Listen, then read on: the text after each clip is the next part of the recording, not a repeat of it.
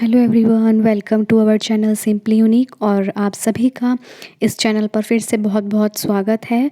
आप सभी का तहे दिल से धन्यवाद है इस चैनल को सब्सक्राइब करने के लिए, अपना कीमती समय इस कंटेंट को सुनने के लिए देने के लिए। और आज का जो कोटेशन है वो है ईश्वर। मतलब मैं थोड़ा रिलेट कर पाती हूँ कि हम सबकी लाइफ में एक बहुत इम्पोर्टेंट रोल प्ले करता है। हम मतलब अगर उसको जान पाएँ हैं तो हम खुद को भी जान लेते हैं, या हम खुद को जान जाएँ तो हम ईश्वर तक पहुँच जाते हैं। ठीक है, तो आज का जो है, ईश्वर के लिए खर्च की गई कोई भी चीज़ बेकार नहीं जाती। चाहे आप अपना समय यानी कि वक्त यानी कि टाइम दो, धन दो, पैसा हो, सांस हो या संकल्प हो, यानी कि संकल्प माने आपके थॉट विचार। अगर हम भगवान के लिए कुछ भी करते हैं ना, अगर हम कहते हैं कि हम ये काम कर रहे हैं, आप मानिए जैसे भगवत गीता में हम आगे चलेंगे तो उसमें भी आएगा कि हम आप देखिएगा कि हम इस पृथ्वी को नहीं घुमाते हैं। ठीक है, आपको पता है कि हम खुद सांस भी नहीं ले सकते हैं। मतलब हम दिल को ये नहीं कहते, हम हार्ट को ये नहीं कहते कि आप बीट करो, और हम ये नहीं कहते हैं पूरी बॉडी में ब्लड सर्कुलेट करो, हम ये नहीं कहते हैं हमारी आइज़ ब्लिंक हो और रुक जाएं, हम ये नहीं कहते हमारा स्वास्थ्य, अब ये हमारे लीवर हैं, हमारे वो हैं, लंग्स हैं, हमारे किडनी हैं, और मतलब वो हमारे अकॉर्डिंग चले। नहीं, हमें नहीं करना पड़ता ये सब कुछ ऑटोमेटिक होता है। ठीक है, तो इस सृष्टि को जिसने बनाया है वो उसके आधार मतलब उसके तरीके से चलती है। ये दुनिया उस एनर्जी पर चलती है जो जिसने ये बनाई है और क्रिएट करी है। राइट, अगर हम उसको याद रखते हैं, जितना भी आपसे बन सके, जिस तरह से अब आपकी सेवा हो सके, सेवा इन द सेंस उसका ध्यान रखना, अपना समय देना, ध्यान मतलब अपना समय देना, कुछ टाइम उसके लिए निकालना, उसके साथ बैठना टिक के, और या धन से जिसके जो कैपेबल हैं, अपने मन से, तन से, धन से वो करते हैं।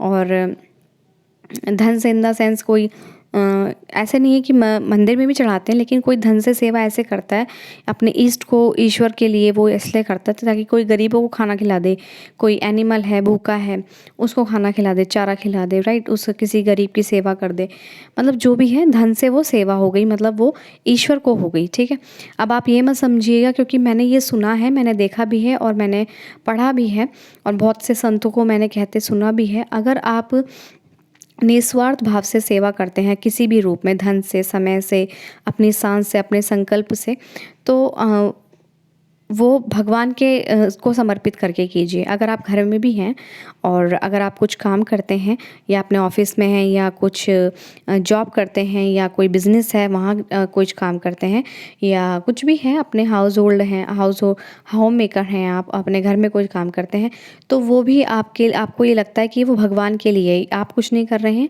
वो सब भगवान के लिए है।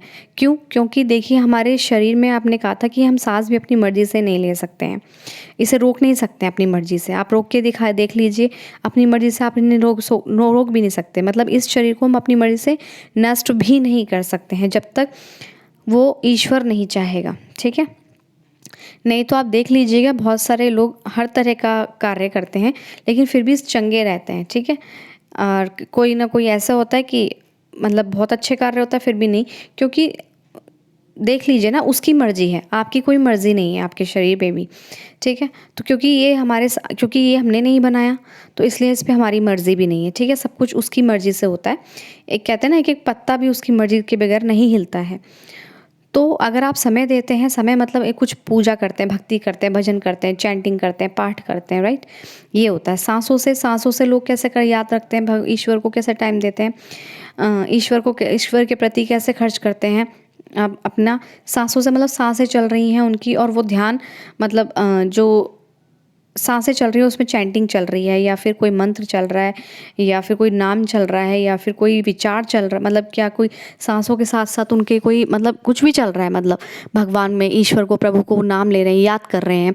ठीक है, तो सांसों से भी चलता है। लोग जैसे सांस ले रहे हैं उसके बाद भी अरे ये सांस भी तेरी दी हुई है, मतलब उसको याद करके कर रहे हैं कि सांस भी तेरी ही है, और ये सांस भी तू मुझे देता है, उसके लिए धन्यवाद, रोज़ मुझे सांसें देता है, सुबह उठा देता है। क्योंकि बहुत से लोग ऐसे हैं आप समझ रहे होंगे उस वे में।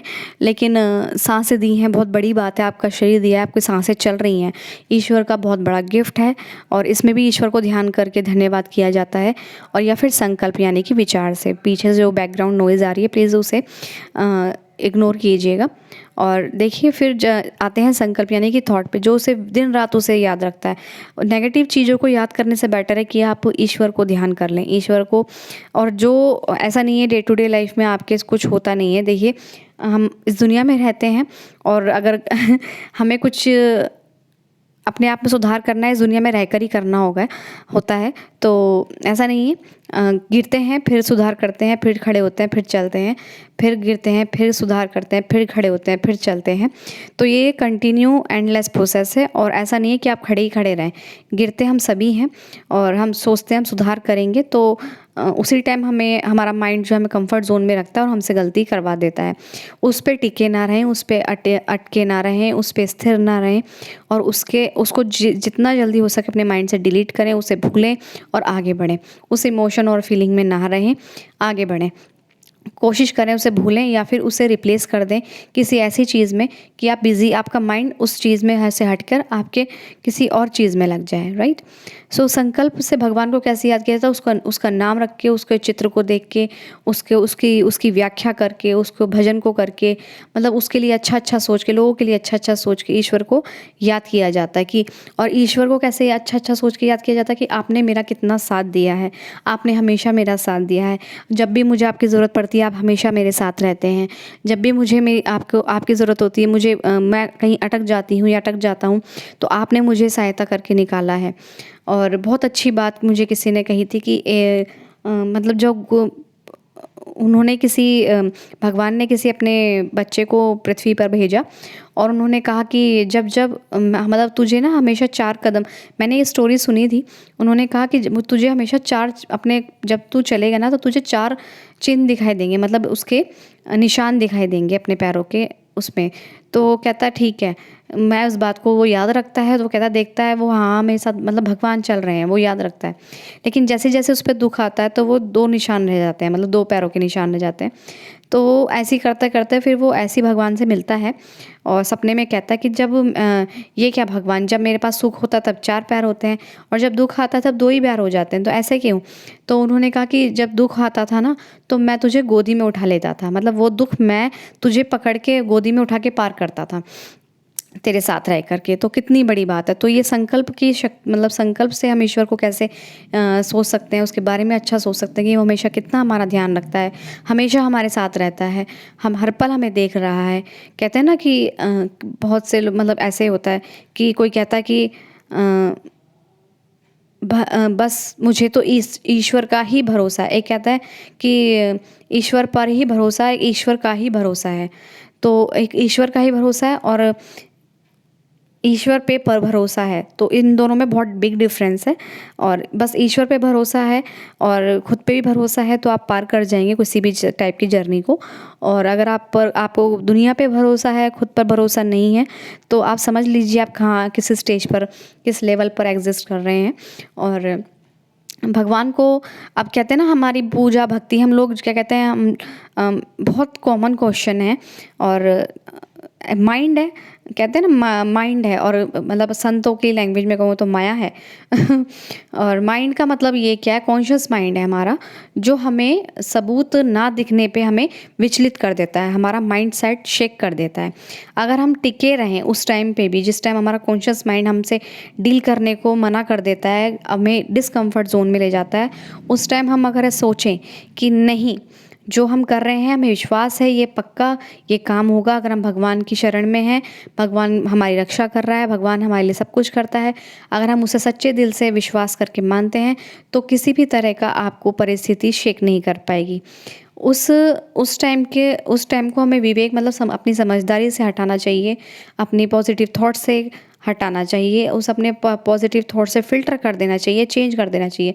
जितने की नेगेटिव आपके थॉट हैं उन्हें पॉजिटिविटी में बदल कर देखिए और ईश्वर का ध्यान कीजिए कि वो सब देख रहा है और सब ठीक ही होगा, क्योंकि हम उसके ही अंश हैं। वो हमारे साथ कभी गलत करता ही नहीं है। वो हमेशा सबके साथ अच्छा करता है, हमारे साथ भी अच्छा करेगा, क्योंकि जब सबके साथ अच्छा कर सकता है तो हम भी उसके बच्चे हैं, ठीक है। और काफ़ी मतलब मैं ये कुछ क्वेश्चन पे आए थे कि साफ काफ़ी लोग कहते हैं कि हम इतने टाइम से पूजा पाठ कर रहे हैं, मतलब किसी कोई भी वे आप कर रहे हो, कोई भी रिचुअल्स आप कर रहे हो, कोई जिसको भी आप मानते हो, जिसके भी प्रति आप अपने लिए उनके लिए श्रद्धा रखते हो, अपना विश्वास रखते हो, तो आपको लगता है ना कि एक टाइम पीरियड हो जाता है, मतलब एक ना इंसान का क्या कहते हैं, एक सब्र का जो टाइम होता है, समय होता है, वो उनका थोड़ा हो जाता है कि मतलब नहीं कुछ नहीं हो रहा है, कुछ नहीं हो रहा है, लेकिन वो ये नहीं पता कि वो कितने आगे बढ़ गए हैं, ठीक है। तो वहाँ आके छोड़ देना तो बिल्कुल ही नासमझ वाली बातें हैं। और अगर आप बैक जाते हैं तो चीज़ें वैसे भी नहीं सुधर रही, तो बैक जाने से भी कभी नहीं सुधरने वाली। एटलीस्ट आपको ये है कि आपका ध्यान वहाँ से हट के किसी और चीज़ पे लग के आप आगे तो बढ़ रहे हैं।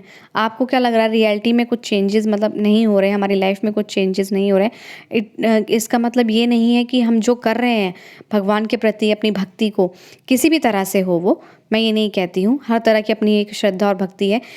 तो जिस भी तरह से कर रहे हैं वो कभी फेल नहीं जाती है। कहा ना कि भगवान पे अगर आपने विश्वास कर लिया ना तो वो आपका विश्वास कभी नहीं तोड़ता है। ये सब जगह ग्रंथों में, महापुराण में, जितने भी आप पुराण पढ़ेंगे, जितने भी, सब में ये लिखा है। अगर आपने उस पर अपने आप पे विश्वास कर लिया ना तो ये विश्वास कभी टूटता ही नहीं है, और दृढ़ और अडिग रहा तो बस क्या ही बात है। तो कभी भी अपना विश्वास अपने ऊपर ना डगमगाने दें। और जैसे मैंने कहा कि भक्ति भी हर तरह से ईश्वर को मानने का, अपनी आस्था का प्रकट करने का सबका अलग तरीका है। कोई ध्यान करके करता है, कोई भक्ति करके करता है, कोई कीर्तन करके करता है, कोई चैंटिंग करके करता है, कोई एकांत में बैठ के करता है, कोई शांत रह के मन करता है, कोई अपने विचारों को रोक के करता है, मतलब हर तरह से है, ठीक है। कोई नाच के करता है, कोई गा के करता है, अपनी अपने काम में जिसने भगवान को ढूंढ, मतलब जिसमें अपने भगवान ये लगा कि मेरा कुछ नहीं है, मतलब भगवान के को समर्पित या भगवान का ही कार्य मानकर हमने कर लिया, तो वो चीज़ एक तो प्योर हो जाती है। फिर हम उसमें रिज़ल्ट का कोई मत नहीं रहता कि रिज़ल्ट भी अब देखें वही, जब हम उसको समर्पित कर रहे हैं काम, हम अपना काम कर रहे हैं, जो हमारा रोल हमें मिला है, दैट्स इट, बाकी वो जाने, ठीक है। तो इससे हमें एक रिलैक्सेशन मिलती है, माइंड निश्चिंत रहता है, काम रहता है। तो जैसे मेडिटेशन वो कहते हैं, बहुत ज़्यादा लोग मेडिटेशन को तवज्जो देते हैं, ज़्यादा इम्पोर्टेंस देते हैं। तो वो देखिए, मेडिटेशन भी लोगों की हर तरह की अपनी चॉइस है, हर तरह की मेडिटेशन है, विपासना है और सिंपल मेडिटेशन है, चक्रास हैं, हीलिंग सेक्शन है, माइंड रिप्रोग्रामिंग है, और क्या कहते हैं और एक और होती है, मैं नाम भूल रही हूँ उसका, सिल्वा मेथड होता है, ठीक है, होज़े सिल्वा मेथड होता है, अफर्मेशंस होती हैं। तो मेडिटेशन का भी बहुत अलग वे है। सेट्स होता है, मतलब सेट्स मतलब sleep against to, I think कुछ ऐसी है। तो ऐसे ही कुछ होता है। तो ध्यान करने के लोगों के अपने मन है, मतलब बहुत से लोग कहते हैं ना कि हम एक कमरे में जाते हैं, एकांत में जाके बैठ जाते हैं रिलैक्स होके, किसी को उसमें ध्यान होता है, किसी कोई जाता है ट्रैफिक में भी जाता है, लेकिन उसका वहाँ भी ध्यान मतलब अपने ही उसमें रहता है, अपने काम में रहता है। इट मीन्स वो मेडिटेशन कर रहा है। कोई फ्लूटिस्ट है, वो अपनी बांसुरी को मगन से बजा रहा है, तो वो ध्यान कर रहा है। ये मत सोचिए कि कोई एक जगह बैठ के चेंज करके अपने कपड़े और वही ध्यान में मगन है, वही भक्ति कर रहा है, नहीं। जो अपने काम के प्रति समर्पित है, उससे प्यार करता है, वो भी एक तरह का ध्यान और भक्ति है, ठीक है। मैंने कहीं सुना था कि एक जो पर्सन है, तो वहाँ अंदर एक मतलब मेडिटेशन रूम बना हुआ था, तो ध्यान सब कर रहे थे, करवा रहे थे, वहाँ एक साउंड चल रहा था। तो वो बाहर आके कह रहे कि मतलब वो एक जना उसमें से बाहर ना गया। तो दूसरे व्यक्ति आए और उन्होंने कहा कि मतलब जब उनकी मेडिटेशन ख़त्म हो गई, तो उन्होंने कहा, पूरी हो गई, जब उन्होंने कहा कि आप अंदर क्यों नहीं गए, आप बाहर क्यों आ गए? उन्होंने कहा मुझे अंदर अनकंफर्टेबल लग रहा था। उन्होंने कहा ऐसे क्यों?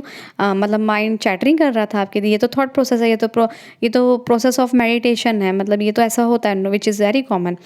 तो उन्होंने कहा नहीं, मेरा मेडिटेशन कुछ और है। उन्होंने कहा मैं लेखक हूँ, और जब मैं लिखता हूँ तो मुझे लगता है कि मेरी मेडिटेशन हो गई। मतलब मैं जब अपने विचारों को अपनी नोटबुक में लिखता हूँ तो इट मीन्स मुझे ऐसा फील होता है कि मेरी अपनी फीलिंग्स शांत हो गई हैं, मेरा दिमाग शांत हो गया है और मेरी मेडिटेशन हो गई है। मेरा मेडिटेशन करने का ये तरीका है।